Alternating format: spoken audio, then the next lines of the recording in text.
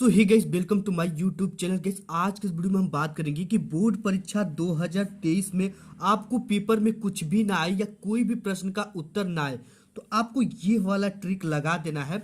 101% guarantee है कि teacher कभी जिंदगी में आपको फेल नहीं करेगा। ठीक है, कभी जिंदगी में आप फेल नहीं हो सकते हैं, ये मेरी 100% गारंटी। ठीक है, और साथ ही साथ अगर ये ट्रिक लगाओगे, एग्जामिनर अगर देख भी लेगा इस ट्रिक को तो काफी खुश होकर आपको पूरा नंबर भी देगा। ठीक है, अगर आपने अभी तक कुछ भी नहीं पढ़ा, आप जो पढ़े वो 0% पढ़े हो, ठीक है, आपने 0% पढ़ा या आपको बोर्ड परीक्षा में कोई भी प्रश्न नहीं आता है तो आपको उसका उत्तर कैसे लिखना है 101% बिना पढ़े, ठीक है, बिना याद किए अगर वो ट्रिक अप्लाई करते हो तो पूरा का पूरा आपको नंबर मिलेगा। यही नहीं, आज के इस वीडियो में मैंने आपको पूरा का पूरा पेपर भी लिया है और यहाँ पे साथ ही साथ बोर्ड की कॉपी भी लिया है। ठीक है, सभी पेपर लिया है। यहाँ पे जितने भी आपके सब्जेक्ट के पेपर होते हैं सभी 2023 के अपने पेपर यहाँ पे आप देख सकते हो कि मैंने ले रखा है। ठीक है, ये साइंस की पेपर है और ये देख सकते हो सामाजिक विज्ञान की पेपर है, ये गणित की पेपर है।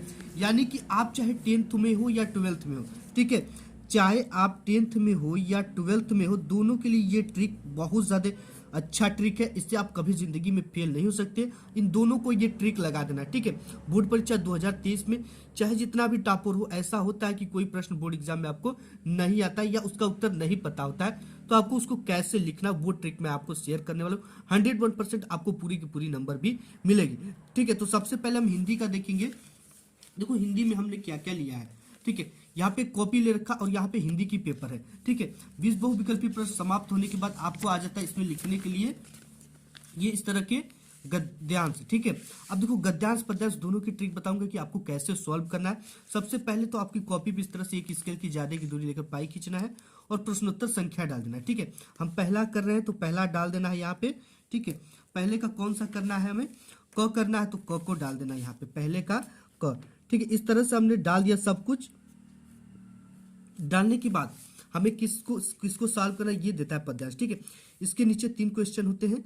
तो सबसे पहले आपको यह एक नैतिक डैश डैश एकदम लास्ट हो गया तक आपको ये लिख देना है गद्य। ठीक है, यह एक नैतिक डैश डैश हो गया।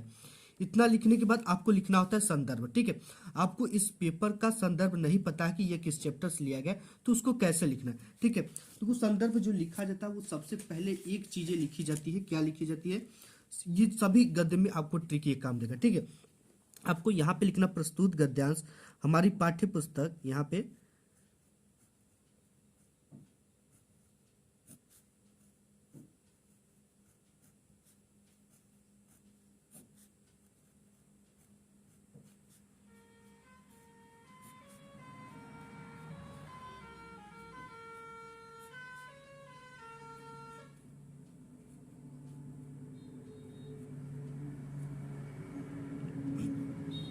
इतना आपने लिख लिया नहीं। ठीक है, प्रस्तुत गद्यांश हमारी पाठ्य पुस्तक।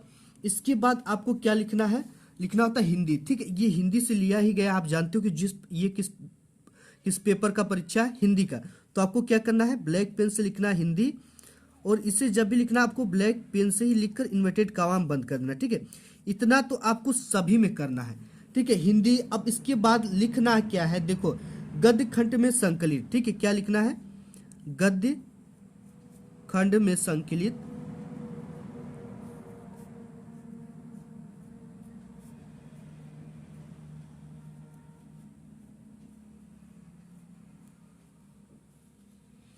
अब देखो ये आपको नहीं पता कि किस चैप्टर से लिया गया है। ठीक है, अगर थोड़ा बहुत ट्रिक्स आपको पता है तो आप लिख सकते हो। अगर आपको बिल्कुल भी नहीं पता है कि ये किस चैप्टर से लिया गया है तो आपको क्या करना है, देखो इस चीज को छोड़ देना है। ठीक है, अगर नहीं पता तो आप गलत भी लिख सकते हो कि आपका, देखो अगर गलत भी लिखोगे ना तो ये कितने नंबर का आता है, 2 नंबर का आपको लिखना होता है संदर्भ।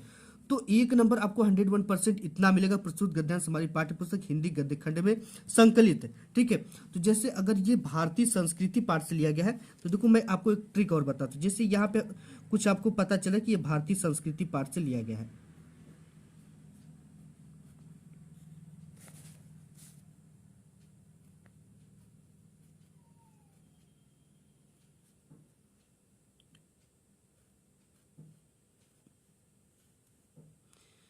ठीक है, इतना अगर ये पता है आपको तो लिखना है, अगर नहीं पता तो आपको इसे नीला ही पेन से लिखना है, तब हाईलाइट नहीं करना है। ठीक है, भारतीय संस्कृति पाठ से लिया गया। अगर ये चीजें नहीं जानते हो ना तो आपको गद्य खंड में संकलित क्या लिख देना है, इसे नीला पेन से लिखा, इसके बाद लिखना है पाठ से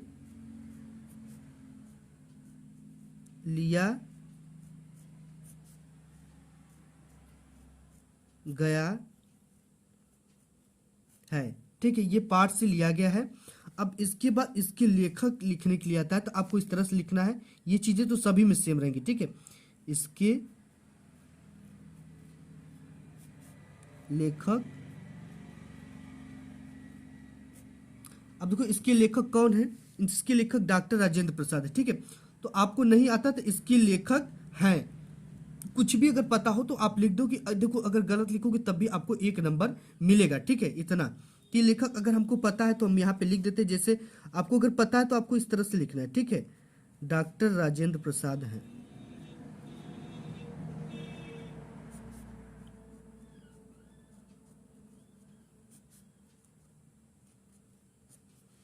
तो इस तरह से हमने लिख दिया। अगर आपको नहीं पता है, ठीक है, यहाँ तक तो आपको लिखना है गद्य खंड में संकलित। ठीक है, अगर ये नहीं पता तो आपको ब्लू पेन से ही लिखना है, पाठ से लिया गया है, इसके लेखक डॉक्टर राजेंद्र प्रसाद। ठीक, इसके लेखक तक भी लिखोगे ना तो 1 नंबर आपको 101% मिलेगा, अगर आप इस तरह से प्रश्नोत्तर संख्या और ये चीजें डालोगे। ठीक है, तो आपको इसके लिए क्या करना है, ऊपर से 1 लाइन छोड़कर ही डालना है और नीचे इस तरह से 2 लाइन और गद्य में ऐसे ऐसे लिख देना है। ठीक है, अब देखो इसमें क्या आता है, रेखांकित अंश की व्याख्या करने के लिए। ठीक है, तो इसको देखो कैसे, ये चीज अगर आपको न पता हो तो आपको कैसे करनी है रेखांकित अंश की व्याख्या। तो सबसे पहले हमें क्या डालना है, हेडिंग दूसरा कि रेखांकित अंश की व्याख्या, जो कि आपको यहीं से मिल जाएगा। तो सबसे पहले हम डाल देते हैं रेखांकित अंश की व्याख्या के लिए हमने इस तरह से हेडिंग डाल दिया। ठीक है, अब देखो एक चीज सभी में लिखा जाता है, सभी रेखांकित अंश की व्याख्या करोगे तो आपको ये लिखना कि प्रस्तुत,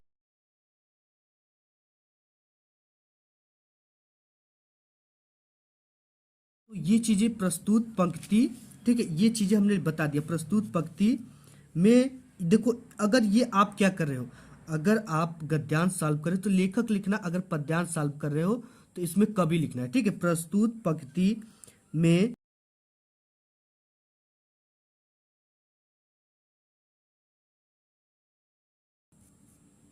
अब देखो ये चीजें सभी में सेम रहेंगी। ठीक है, सभी आप गद्यांश जितने भी लिखोगे, प्रस्तुत पंक्ति में लेखक कहता है या प्रस्तुत गद्यांश में लेखक कहता है कि, अब देखो आपको कौन सी ट्रिक लगाना है, यहाँ पे क्या क्या दे रखा है, हमने ऐसे ही मूर्त रूप को अपने बीच चलते फिरते हंसते रोते भी देखा है। ठीक है, तो देखो यहाँ पे क्या करना है, अगर ये चीजें आपको इसमें से कोई भी, जैसे हमने ऐसे मूर्त, ठीक है, मूर्त यानी कि लोग होते हैं। ठीक है, मूर्त यानी अच्छे रूप वाले होते हैं, मूर्त रूप को यानी अच्छे रूप यानी सुंदर लोगों को अपने बीच चलते फिरते हंसते रोते भी देखा है। ठीक है, तो आपको देखो इसमें कैसे लिखना है कि हमने ऐसे सुंदर लोगों को अपने बीच चलते फिरते यानी कि चलते फिरते स्वस्थ और हंसते रोते दोनों स्थितियों में भी देखा है। और जिसने अमृत की स्मृति, अब देखो जिसने अमृत की यानी आजीवन चीजें होती, ठीक है, स्मृति यानी याद दिलाकर हमारी सूखी हड्डियों में नई मज्जा डाल हमारे मृता से शरीर में नए प्राण फूके हैं और मुरझाए हुए दिलों को फिर से खिला दिया है। ठीक है, तो ये अपने शब्दों में लिखना है कि जो हमारी सूखी कम हड्डियों का मतलब क्या होता है कि सभी चीजों से आशा जो है टूट जाना होता है। ठीक है, अगर नहीं आती बनाने तो आपको यहाँ से उठाना है और यहाँ तक दिया जाता है। ठीक है, जो भी रेखांकित अंश है इसको सिंपली क्या करना है, इसके बाद आपको पूरा का पूरा लिख देना है। ठीक है, ये चीजें मैं लिख नहीं रहा हूँ, आपको समझा दिया, आप लिख सकते हो। ठीक है, इस तरह से आपको की के बाद लिख लेना है। अगर आपका पद्यांश होता तो यहाँ लेखक की जगह पे क्या होता, कवि होता। ठीक है, नेक्स्ट चीजें देख लेते चीजें है, देखो आप पे पद्यांश आता है तो पद्यांश में भी उसी तरह से करना है। ठीक है, मैं आपको जल्दी जल्दी बताता हूँ क्योंकि वीडियो काफी लंबे हो जाने वाली है, देख रहे हैं हम। तो यहाँ पे सबसे फिर आपको आ जाता है संस्कृत गद्यांश, किसी एक का संदर्भ से हिंदी में अनुवाद कीजिए। ठीक है, आपको संदर्भ इसका लिख देना है कि ये प्रस्तुत जो है गद्यांश हमारी पाठ्य पुस्तक हिंदी के संस्कृत खंड पाठ से लिया गया। ठीक है, ऐसे लिख देना है।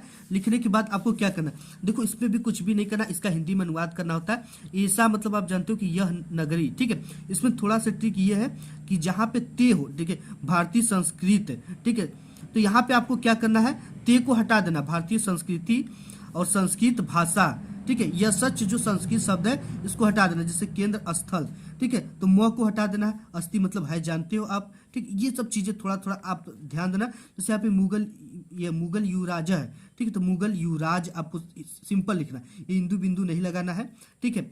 भारतीय लोग दर्शन करने के लिए शास्त्रों में अध्ययनम है तो केवल अध्ययन लिखना है, ठीक। इस तरह से आप इसको हिंदी में अनुवाद कर सकते हो। इसके बाद आपको यही सब चीजें आती हैं। आपको यहाँ पे लेखक और कवि का जीवन परिचय लिखने का लिए आता है, जो कि 5 नंबर में आता है, ठीक है। तो आपको जयशंकर प्रसाद का ही जैसे लिखना, चाहे किसी का भी लिखना, तो इसको देखो कैसे लिखना आपको बिल्कुल भी पता नहीं है, ठीक है। देखो यहाँ पे सबसे पहले प्रश्नोत्तर संख्या 6 है, तो यहाँ पे 6 डाल देना है इस तरह से, ठीक है। ये ब्लैक पेन से आपको डालना है, जयशंकर प्रसाद इस तरह से हेडिंग डालना है। अब देखो जयशंकर प्रसाद ना का अगर आपको जन्म और मृत्यु पता तो आप पूरा जीवन परिचय लिख लोगे, ठीक है। अगर ये भी चीजें नहीं पता है, तो अगर आप जानते हो कि जयशंकर प्रसाद जो थे ये छायावाद के प्रवर्तक थे, ठीक है, तो आपको अगर ये पता है कि जयशंकर प्रसाद छायावाद के, तो आपको इस तरह से लिखना है, छायावाद के प्रवर्तक जयशंकर प्रसाद का जन्म 1889 ईस्वी में सुगनी साहू परिवार वाराणसी में हुआ था, ठीक है। अगर ये चीजें आपको पता है तो आप ये लिख सकते हो, ठीक है, इस तरह से लिख सकते हो। अगर ये चीजें भी नहीं पता है तो आपको क्या करना है, देखो 2-3 चीजों को बात ध्यान देना जीवन परिचय लिखते समय। पहली चीज कि जन्म आपने लिख लिया और इनके माता पिता का नाम नहीं पता है तो भी चलेगा, आपको लिखना है कि जयशंकर प्रसाद ने कई सारी रचनाएं की हैं, जिसमें से कुछ रचनाएं आप ये लिख सकते हो जैसे इनके झरना, लहर, आंसू। अगर ये चीज, अगर ये भी नहीं पता है तो आपने लिख सकते हो कि बहुत सारे इन्होंने लेख लिखा है, जिसमें से कई सारे नाटक लिखे हैं जो कि काफी ज्यादा परिचित है, कई सारे इन्होंने निबंध लिखे, कई सारी कहानियां लिखते जो कि काफी लोकप्रिय थी, लोग उसे काफी ज्यादा पढ़ते थे, इस तरह से। और इनकी प्रारंभिक शिक्षा जो कि सभी में होती है कि इनकी प्रारंभिक शिक्षा घर पर ही हुई या इनकी प्रारंभिक शिक्षा स्कूल छूट गया, ठीक है। इनके परिवार में कुछ प्रॉब्लम, कुछ समस्या थी जिस वजह से इन्होंने अपनी पढ़ाई घर पर ही रहकर पूरी की। इन सब चीजों को अगर आप पॉइंट को ध्यान देते हो, ठीक है, तो आप इनके पूरे जीवन परिचय को लिख सकते हो। तो आपको कई तरीका पर हमने बता दिया। सबसे पहले अगर आप जानते हो कि जयशंकर प्रसाद छायावाद के प्रवर्तक है तो लिख देना है छायावाद के प्रवर्तक जयशंकर प्रसाद का जन्म, ठीक है, 1889 ईस्वी में। इतना लिखने के बाद आप सब कुछ लिख सकते हो कि इनके बचपन में इनके माता पिता नहीं रह गए, ठीक है, नहीं रहे, ऐसा सभी लगभग जो लेखक और कवि होते हैं उनमें होता है। और इन्होंने जो कुछ रचनाएं का दो तो आपको पता है तो उसको लिख लेना है, ठीक है। तो ये सब चीजें हैं, जैसे कि मैं इसको लिख कर भी अगर आप कहोगे तो बता दूंगा, लेकिन आप यही चीजें लिखना है, ठीक है। आपकी टाइम वेस्ट होगी, काफी वीडियो लंबा भी बन सकता है। तो आप देखो यही सब चीजें लिखना है कि इनकी प्रारंभिक शिक्षा नहीं हो पाई है, ठीक है, इन्होंने कई सारे पुस्तकें लिखी हैं, ये सब चीजें आप भर सकते हो जयशंकर प्रसाद का। केवल आपको जन्म और मृत्यु पता है तो आपको ब्लैक पेन से लिखना है, ठीक है। तो मैं आपको इसी तरह से बताऊंगा कि इसी तरह से आपको जयशंकर प्रसाद का जीवन परिचय, चाहे जिसका भी आ जाए, यही चीजें ट्रिक लगाना है, ठीक है। नेक्स्ट चीजें देख लेते हैं। इसमें आता है निबंध, ठीक है। निबंध लिखने के लिए आपको अगर इसकी हेडिंग पता है, जैसे यहाँ पे पर्यावरण प्रदूषण है तो सबसे पहले आप पर्यावरण प्रदूषण का अर्थ लिख दो, ठीक है। प्रदूषण का मतलब तो जानते ही आप कि मतलब कि हमारे जो आसपास का वातावरण है उसका दूषित हो जाना ही पर्यावरण प्रदूषण कहलाता है, ठीक है। इससे रिलेटेड जैसे कि वायु प्रदूषण होता है, जल प्रदूषण होता है, मृदा प्रदूषण होता है, रेडियोधर्मी प्रदूषण होता है, इनके बारे में डिटेल्स में लिख दो, ठीक है। प्रदूषण के रोकथाम के उपाय लिख दो, ये हेडिंग, और इसके बाद उपसंहार लास्ट में लिख दो, ठीक है। ये ऐसे आप पूरा कर सकते हैं। नेक्स्ट अब देख लेते हैं, आपको इंग्लिश की पेपर में भी कुछ नहीं आता या कोई भी प्रश्न का उत्तर नहीं आता तो आपको कैसे लिखना है, ठीक है। ये ट्रिक लगाओगे 101% गारंटी कहता हूँ कि नंबर मिलेगा ही मिलेगा। जैसे यहाँ पे आपका ये लॉन्ग क्वेश्चन आ गया या शॉर्ट क्वेश्चन, ठीक है, किसी को भी आपको बनाना है। सबसे पहले बनाने से पहले एक बात का जरूरी ध्यान देना है कि क्वेश्चन वर्ड जब भी आते हैं तो इसको हटा देना है और शुरू सब्जेक्ट से करना है। और सब्जेक्ट कैसे मिलता है, कौन या किसको से प्रश्न पूछने पर मिलेगा आपको। और साथ ही साथ एक चीज और सबसे इंपॉर्टेंट चीज है कि आप जब भी क्वेश्चन के आंसर बनाओ, ठीक है, तो ये जिस टेंस में उसी टेंस में आपको बनाना है, इसका बहुत ज्यादा ध्यान देना। टेंस में अगर देखो जैसे यहाँ पे अगर डिड लगा हो, किसी भी अक्सर डिड से ही पूछता है तो डिड को हटाकर क्रिया का सेकेंड फॉर्म लगा देना, और सेकेंड फॉर्म अक्सर ई डी या डी लगाने से बन ही जाता है, ठीक है। तो जैसे यहाँ पे आ गया how did the hail stones affected the field of Lencho, तो देखो इसमें कौन या किसको से प्रश्न पूछने पर आपको सब्जेक्ट मिल जाएगा, या आपको जो हेल्पिंग वर्ब होगा ना, अगर ये यहाँ पे क्वेश्चन वर्ड होगा हेल्पिंग वर्ब, उसके जस्ट बाद आपको क्या मिल जाएगा, सब्जेक्ट मिल जाता है, ठीक है। अगर आपको कुछ नहीं आता उस सिचुएशन में, तो देखो हाउ डिड द ये hailstone affected the field of Lencho, मतलब कि लेंचो के खेत को तूफान ने किस प्रकार प्रभावित किया, किसको, हेलस्टोन, ये तूफान ने, कौन प्रभावित किया, तूफान ने, किस किसने प्रभावित किया? तूफान है। तो यहाँ सब्जेक्ट किसको से प्रश्न, कौन से प्रश्न पूछने मिल रहा है, ठीक है। तो यहाँ पे आपको देखो लिखने की ट्रिक क्या है। सबसे पहले आपको इस तरह से कॉपी ले लेनी है, सभी प्रोसेस वही है, आंसर टू क्वेश्चन नंबर आपको डाल देना है। यहाँ पे 8वें का कर रहे हो ये, तो आपको 8वां यहाँ पे डालना और ये यहाँ पे डाल देना है। इस तरह से डालने के बाद आपको देखो क्या करना है, यहाँ पे क्या करना है, सब्जेक्ट द हिल स्टोन मिल गया, ठीक है। न मिले तो क्या, किस इस कंडीशन में क्या करना है आपको, सबसे पहले ये हेल्पिंग वर्क के जस्ट बाद सब्जेक्ट होता है ना। तो यहाँ पे ये हो गया, तो यहाँ पे हेल स्टोन मुझे क्या मिल गया, सब्जेक्ट। तो हमें यहाँ पे आंसर लिखना है, ठीक है। तो यहाँ पे हमें लिखना है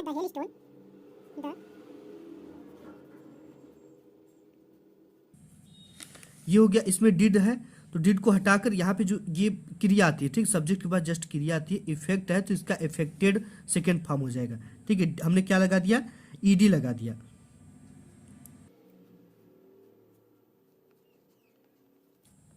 ये चीजें हो गई, ठीक है। Affected the field of Lencho, यहाँ पे क्या है, affected the field of Lencho. देखो एग्जामिनर यही चीजें आपकी कॉपी में देखता है, ठीक है। इफेक्टेड द फील्ड लेंचो,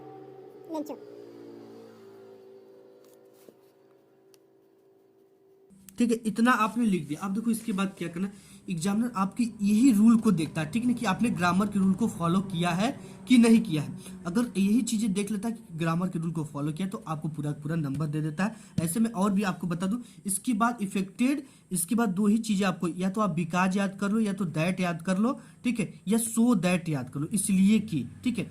यहाँ पे जैसे बिकॉज भी आप लिख सकते हो। लिखने के बाद, ठीक है, आपके जो पेपर होते हैं इसमें कई सारे पैसेज देते हैं, ठीक है। आपको उसी पैसेज से उठाकर क्या कर देना है, सिंपली क्वेश्चन के आंसर को भर देना है। जब भी पैसेज उठाना है तो एक ऊपर से 1-2 लाइन छोड़कर फुल स्टॉप से उठाना है और एक फुल स्टॉप तक लिख देना है, ठीक है। और इसमें आपको वर्ड लिमिट का ध्यान देना है, ठीक है। अगर लॉन्ग टाइप की क्या है तो 40 वर्ड 30 वर्ड भरो, अगर 60 है तो 25 वर्ड ही भरो, ठीक है। ऐसे आप कर दिए तो आपको 101% इस पे मार्क्स मिलेगा ही मिलेगा, ठीक है। ऐसे ही मैं और आपको बताया, बेयर यहाँ पे where were sweets and the snack prepared on special occasion, ठीक है। तो इसके लिए आपको क्या करना है, देखो सब्जेक्ट आपको स्वीट्स एंड स्नैक मिल गया, ठीक है। ये जो क्रिया होती है हेल्पिंग वर्ब, इसके बाद ही सब्जेक्ट मिल गया स्वीट्स एंड स्नैक्स। अब यहाँ पे वर है, ठीक है। तो आपको स्वीट्स एंड स्नैक के जस्ट बाद इस वर्ब को लगा देना, helping verb, verb prepared on special occasion, इसके बाद बिकॉज दैट सो दैट, इस को लगाकर वही पैसेज वाली चीजें छाप देनी है, ठीक है। 101% नंबर मिलेगा। यही चीज एग्जामिनर आपके बोर्ड एग्जाम में देखता है। नेक्स्ट देखो आपका है सोशल साइंस, ठीक है। सोशल साइंस में कैसे प्रश्न आते हैं और कौन सी ट्रिक आपको सोशल साइंस में लगाना है, ठीक। यहाँ पे कई सारे क्वेश्चन देते हैं, जैसे यहाँ पे हो गया संघवाद क्या है, रबर की कृषि हेतु आवश्यक भौगोलिक दशा, ठीक है। और यह जर्मन एकीकरण की प्रक्रिया के बारे में एक संक्षिप्त लेख लिखे जो कि 6 नंबर का आता है, ठीक है। तो देखो आपको कैसे लिखना है, ठीक है। जर्मन एकीकरण की प्रक्रिया के बारे में एक संक्षिप्त लेख लिखिए, ठीक है। अब एकीकरण का अगर आपको कीवर्ड पता है कि एकीकरण मतलब क्या होता है, एकीकरण मतलब होता है कई समूहों को एक कर देना, ठीक है। यानी पूरे जर्मनी को यहाँ पे एक करने का काम किया गया है। अगर ये भी चीजें आपको नहीं पता है, ठीक है, तो आपको इस तरह से लिखना है। यहाँ पे ये प्रश्न उत्तर डाल देना है, 3 है तो 3, ठीक है। क करे तो क इस तरह से डालना है। डालने के बाद आपको लिखना है जर्मन एकीकरण,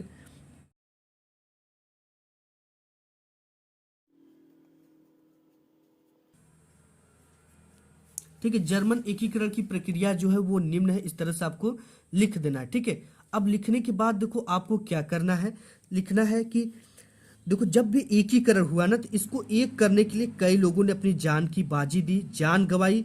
तो आपको इस तरह से लिखना है कि जर्मन एकीकरण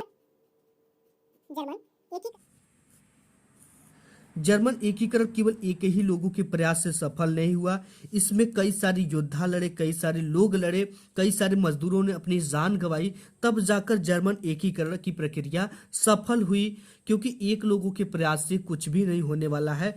इसमें कुछ सामाजिक बदलाव देखने को मिला, कुछ ऐतिहासिक बदलाव देखने को मिला, और इससे जनता जो है जर्मन एकीकरण हो गया तो सभी को पर्याप्त सुख सुविधाओं का व्यवस्था मिलने लगा और सभी लोग सुखी से जीवन रहने लगा, जीने लगा, ठीक है। कोई भी किसी के दबाव में नहीं जी रहा था, सब लोग अपने स्वतंत्र मन से जी रहे थे। और जर्मन एकीकरण में कई लोगों ने अपनी प्रमुख भूमिका निभाई। अगर वो भूमिका न निभाते तो आज शायद मुझे जर्मन एकीकरण की प्रक्रिया आज हम लोगों को, हम पीढ़ी को देखने को नहीं मिली होती।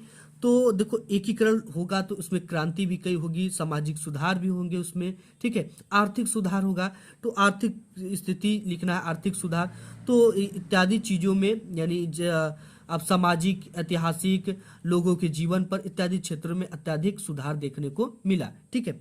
आर्थिक क्षेत्र में भी आर्थिक लोगों की प्रक्रिया सही होगी, लोग अच्छे से जीने खाने लगे। यही सब चीज़ें आपको क्या करना है, 6 नंबर में भर देना है, ठीक है। ये चीज़ें अगर आप पूरा का पूरा भर देते हो तो आपको 101% मार्क्स मिलेंगे, ठीक है। तो ये चीज़ें हो गई। साइंस में बात कर लेते हैं कि साइंस में अगर आपको कोई क्वेश्चन आता है, जैसे ओम का नियम आ गया, ठीक है, तो आपको सबसे पहले प्रश्नोत्तर संख्या ये पूरी प्रोसेस करने के बाद आपको क्या लिखना, आपको बिल्कुल भी पता नहीं तो आपको लिखना उसी क्वेश्चन से, ओम का नियम क्या है, तो आपको लिखना या ओम का नियम क्या है। तो ओम के नियम के अनुसार, ओम का नियम यह कहता है कि, अब देखो हमने कुछ भी याद नहीं किया है, ठीक है। ओम के नियम के अनुसार ओम का नियम यह कहता है कि डैश डैश डैश ओम का नियम कहते हैं। अब इसकी जगह पे, ठीक है, ये जो डैश डैश डैश आप देख रहे हो, इसकी जगह पे आपको इससे रिलेटेड कुछ भी कीवर्ड पता है या नहीं पता है तो आप इससे रिलेटेड क्लास में कुछ सुने, इस चैप्टर से रिलेटेड कुछ सुने, तो आपको इसको भरकर ओम का नियम कहता है, ठीक, का नियम कहते हैं। अगर जैसे कुछ पता हो, जैसे इसका भौतिक, ठीक है, भौतिक बदलाव जैसे ताप दाब इत्यादि नियत हो तो उसे ओम का नियम कहते हैं, ऐसे भी लिख सकते हो, ठीक है। मैं आपके शब्दों में बिल्कुल बता रहा हूँ, ठीक है। तो अब ओम का नियम का फार्मूला अगर आपको पता है तो बिल्कुल सही है, R बराबर V/I जो होता है इसका फार्मूला। अब देखो फार्मूला पता है तो आपको इस तरह से फार्मूला को क्या करना है, लिख लेना है, ठीक है। अगर देखो ये फार्मूला अगर आपको पता है तो आपको इस डैश डैश वाली जगह पे कुछ भी भरने की जरूरत नहीं, इस फार्मूले को उठाओ भर दो, लेकिन ऐसे मत भरो। आपको लिखना है कि ये V/I के अनुपात को ओम का नियम कहते हैं। अगर ये चीज़ अगर आपको पता है कि विभवांतर तथा धारा के अनुपात को ओम का नियम R कहते हैं, तो आप इसको भी भर सकते हो, ठीक है। अब देखो इसका जो मात्रक होता है उसको आप लिख दो, ठीक है, मात्रक लिख दो। अगर ये चीज़ें याद है तो इसको भर दो, अगर नहीं याद है तो अगर इसका कुछ कीवर्ड पता है, जैसे आपको इसका भौतिक अवस्था जैसे ताप दाब इत्यादि नियत हो तो उसे ओम का नियम कहते हैं, ऐसे आप भर सकते हो, ठीक है।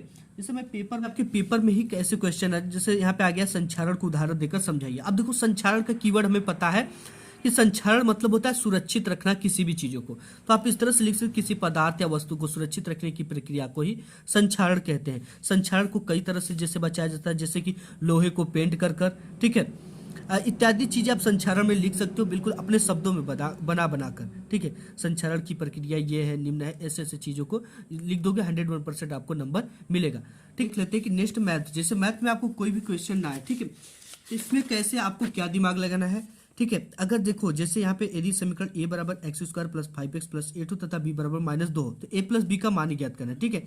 तो इसमें देखो क्या क्या करना है, जैसे यहाँ पे यदि 6 सेमी व्यास वाले कुछ गोलों को पिघलाकर 45 सेमी ऊंचा तथा 4 सेमी व्यास का कोई रचना आता है ना, अगर आपको वृत्त पता है, गोला पता है, तो आपको उसको रचना कर और जैसे रचना की उसके बारे में लिख देना। और नेक्स्ट है कि जैसे ये क्वेश्चन मैं सॉल्व करके आपको बता दूं, यदि समीकरण a बराबर इतना, b बराबर इतना, तो a + b का मान ज्ञात कीजिए, ठीक है। तो इसके लिए आपको कुछ भी नहीं करना है, सबसे पहले आपको क्या करना है, प्रश्नानुसार क्या लिखना है, प्रश्नानुसार,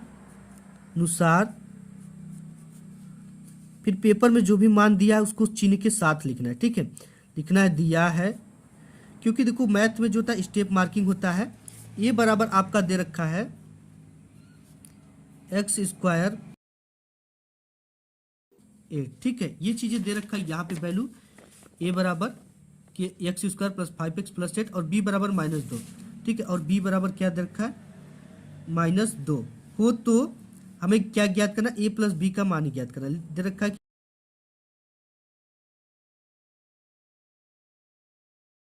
ये देखो स्टेप हमने इतना कर दिया, स्टेप मार्किंग होता है मैथ में, हमने बता दिया। अब आपको क्या लिखना है, ब्लैक पेन से ही लिखना है हल। यहाँ पे हल इस तरह से आप जैसे लिखते हो लिख देना है, ठीक है। हल लिखने के बाद आपको क्या करना है, a + b का वैल्यू देर अगर पता है तो लिखो, नहीं पता है तो कोई चीज़ बात नहीं। यहाँ पे आपको लिख देना a + b का हमें मान निकालना, a की वैल्यू उठाकर रख दो, b की वैल्यू उठाकर रख दो, ठीक है। सिंपली इस तरह से आप सॉल्व करो, और जब भी सॉल्व करो तो ये चिन्ह हर एक स्टेप में आपको लगानी है, ठीक है। इस तरह से इससे पता चलता है एग्जामिनर को इसके बाद आपने नेक्स्ट किया है। और जो भी मान रखते हो, जैसे यहाँ पे b का अगर मान रखते हो तो b बराबर यहाँ पे सिंबल चूंकि या इसलिए का लगाकर आपको क्या लिखना है, -2, ठीक है। इस तरह से वैल्यू को रखना है। आज की इस वीडियो में बस इतना ही, मिलेगा एक नेक्स्ट वीडियो में, तब तक के लिए धन्यवाद।